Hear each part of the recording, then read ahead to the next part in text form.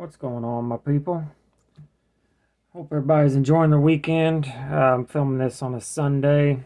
Um, as usual, make sure you check out DNKKnives.com if you're shopping for a knife. And if you purchase from there, you can use the coupon code Behind the Edge 10, all one word, and you will receive 10% off and free shipping.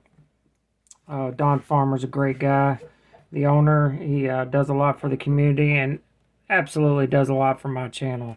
You can actually get this knife right now on his website if you are so interested. This is a very old knife, or an old model, not the knife itself. An old model. It's been out for 15 years. In different iterations, this is the most updated version of the lightweight Manix 2.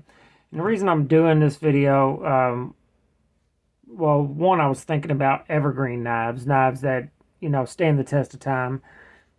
Another reason, and probably the main reason, is because I don't have any content knives, anything new. So I figured I would at least put up a video. I have patrons, and I have people who support the channel through Patreon and through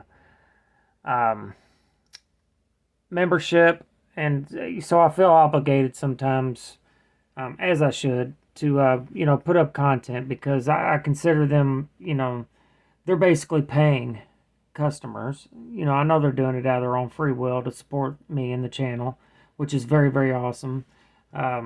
But I feel obligated sometimes to put up new content. It's actually what I used last month's Patreon money for.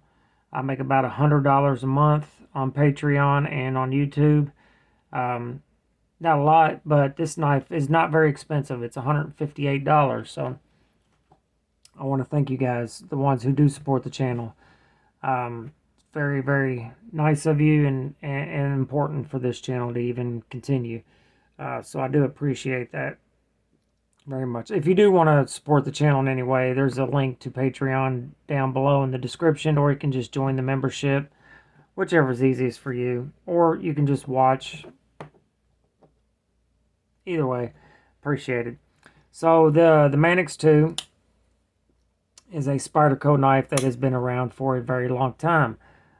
It's an absolute evergreen knife. It has been a fantastic seller for Spyderco for many, many years, a decade and a half. The original Manix was a lockback. Then the Manix 2 came out with this ball lock. It's like a crossbar style lock as far as actuating it, but it is much, much different than a standard bar lock or axis lock like this. It's even different than let's say this guy, which is what I've been carrying today.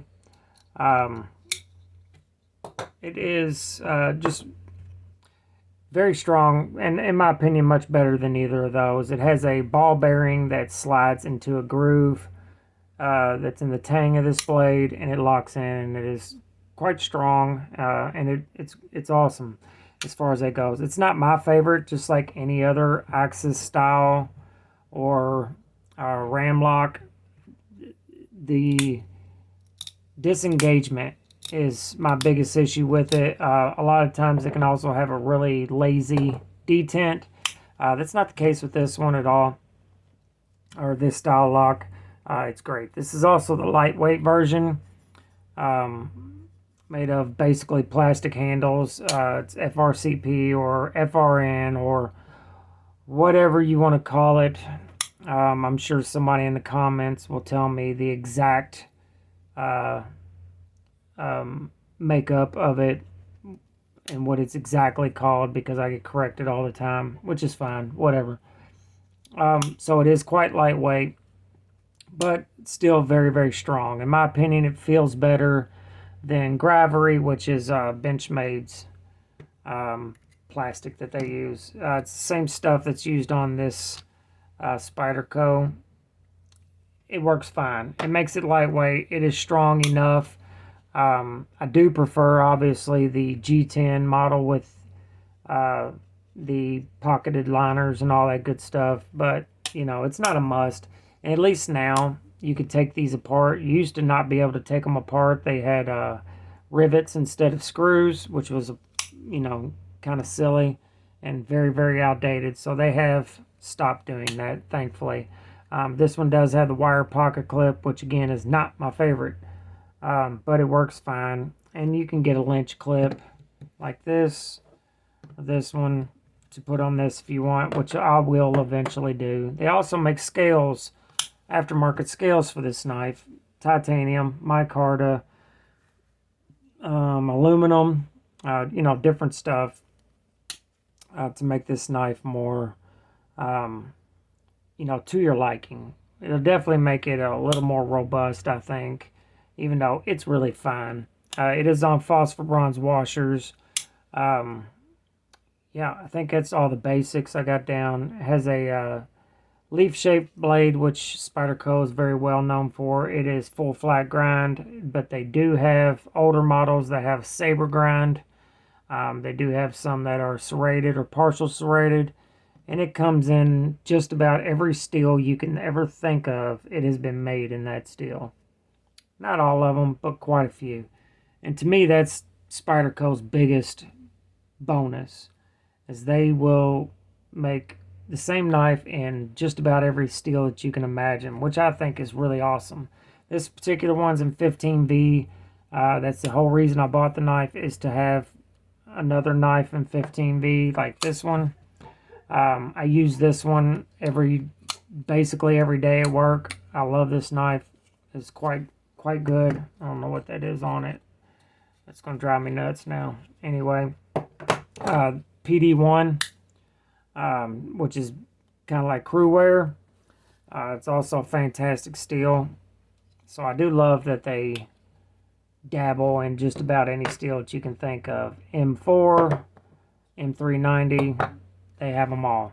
So what makes the Manix 2 such an evergreen knife and such a great knife? I don't really think it's any one thing. I think it's a combination of a bunch of different things that really, really work.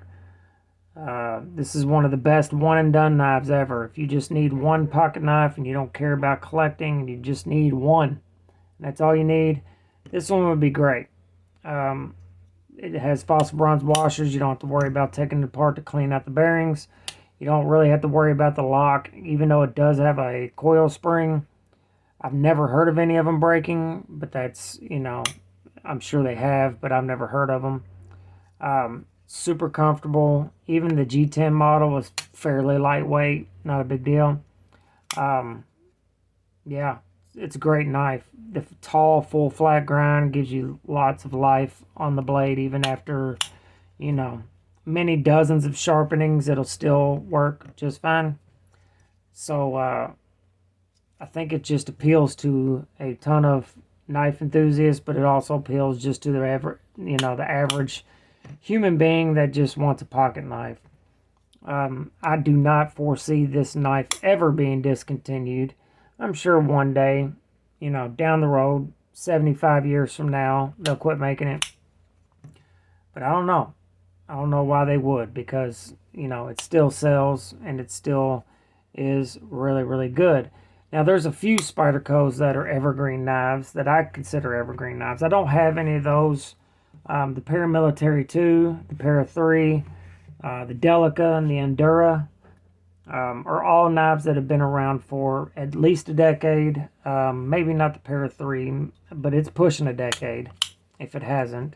In my opinion, the Military 2 and the regular Military will probably always be around as well, because they are just that good. The Stretch XL, maybe it's great, but it doesn't really do a lot that the Endura does not do. It does have the forward choil. The only bad thing about this knife, I believe, is it doesn't have liners, so it's, you know, feels fragile. It's not, but it feels like it is. So, but it's also a fantastic knife, so it'll probably be around for a long time as well. But the Manix 2 is a a lot of people say it's ugly, and you know, I get that, and it probably is. Looks wise, it might not be for everyone, but I urge you, if you've never handled one, used one, mostly used, you know, if you've never used it, for the price, just pick one up, check it out, use it for work, use it for whatever you need to use it for, and you'll understand why it's so good. So it really is. I've used to collect Manixes. I had probably 10 different versions of it at the same time at once. Of course, I no longer collect them. I have upgraded to collecting higher end stuff, but of late. But I had a lot of these at one time, and they were just great, fantastic knives. Probably the worst cut I've ever had on a pocket knife. I nearly cut my finger off. Was with the Manix 2, and that was 100% my fault.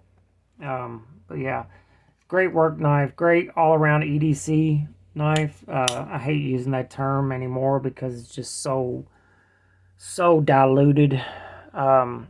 Everybody considers every knife to be a great EDC or a must-have or the best new knife or the best anything or whatever, you know, all the good clickbaity stuff. But this one just really is really good. And I've never heard anybody say anything bad about the knife. So that is my revisit of the Manix 2, I guess. And that's really all I got on this one. Hopefully one day I can get some scales for this to upgrade it a little bit. We'll see what happens. Again, I'm not a fan of the wire clip, but it's just the look of it, really, because it works fine. It just, I don't like the way it looks. No big deal. I'll probably just get a, you know, Lynch, put it on there. Maybe some scales one day. We will see. So, not sure when I'll be able to upload more videos, but as soon as I get something new in, I definitely will. Make sure you good to each other, love each other. Remember, life is entirely too short to be a dumb cunt. And there's a lot of you out there. Later.